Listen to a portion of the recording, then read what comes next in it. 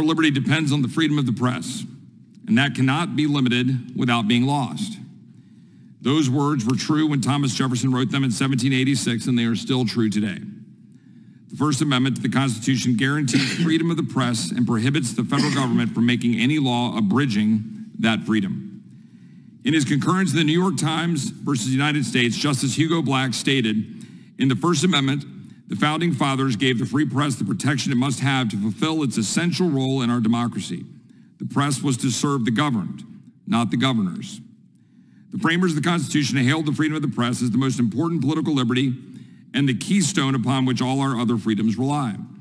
As is still the case today, journalists are often the first to expose government abuse, waste, fraud, and encroachments on the personal freedoms we hold dear. Sadly, the freedom of the press is under attack in our country from multiple angles: the White House, activist judges, and mainstream media networks.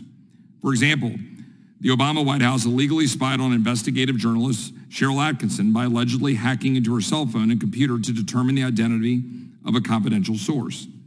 We also saw the Obama administration take an adversarial position regarding freedom of the press when it sought to silence anyone blowing the whistle on the federal government's waste and abuse by seizing the phone records of Associated Press reporters and editors who used source materials to write stories. The phone records seized were not just those owned by the Associated Press, but also personal home and cell phones. The seizure of these records was such an alarming step by the federal government that a coalition of 50 news organizations, including ABC, CNN, the New York Times, and the Washington Post, submitted a letter of protest to then Attorney General Eric Holder about the raid, which stated that the administration's action called into question the very integrity of the Department of Justice policies toward the press and its ability to balance on its own its police powers against the First Amendment rights of the news media and the public's interest in reporting on all manner of conduct.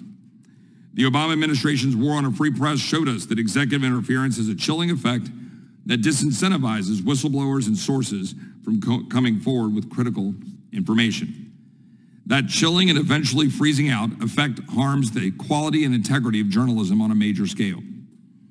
Meanwhile, we have seen the Biden-Garland Justice Department arrest and prosecute journalist Steve Baker, who was reporting from the U.S. Capitol building on January 6th on the events that took place inside the Capitol.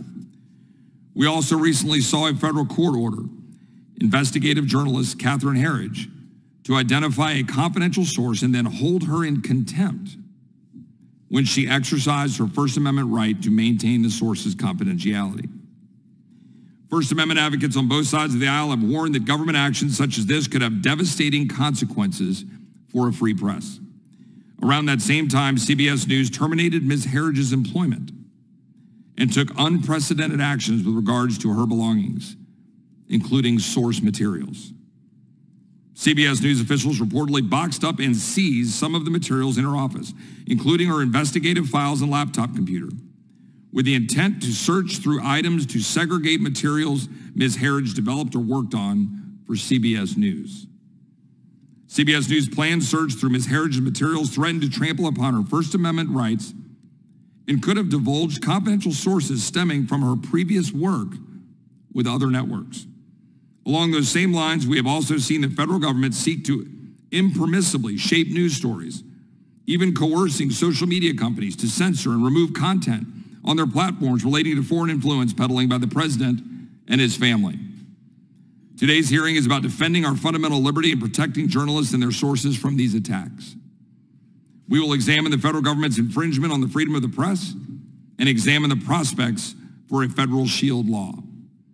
On July 19th, 2023, the House Committee on the Judiciary, with a vote of 23-0, that doesn't often happen in the House Judiciary Committee, 23-0, favorably reported on the Protect Reports from Exploitative State Spying, or PRESS Act. In January of this year, the full House passed the PRESS Act by a voice vote. The PRESS Act was written to prohibit the federal government from compelling journalists to identify a source, as well as any records, contents of a communication, documents, or information obtained or created by journalists in the course of their work. The significance of the PRESS Act cannot be understated. It ensures a free press, independent from an executive branch that seeks to attack or harass journalists in order to identify their confidential sources. Now that the House has done its job and stood up to fight for the freedom of the press, it is now the Senate's turn to take up this legislation to continue Congress's commitment to protecting our fundamental freedoms. Our constitutional guarantee of a free press is under attack. It is our job to stand up for that right and protect journalists and their sources. I look forward to hearing from all of our distinguished witnesses today, who will all bring unique personal and professional perspectives to this important issue.